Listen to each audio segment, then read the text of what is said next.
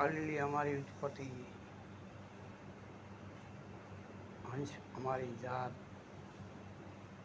અગમ દેશથી અમે આવ્યા, પવન પુરુષની સાથ. આ દોહો કરેલો છે કબીર સાહેબનો. દોહા વિશે જાણો કે સાખી વિશે જાણો, સાહેબ કબીરે સમજાયો છે. એ અટકટી ભાષામાં સમજાયો છે. આ કોઈને ખબર હોય, કોઈને ના ખબર હોય, કારણ કે ખબર ના હોય ને ના જ હોય. અલીલી એટલે આતમ, હંસ એટલે આતમ,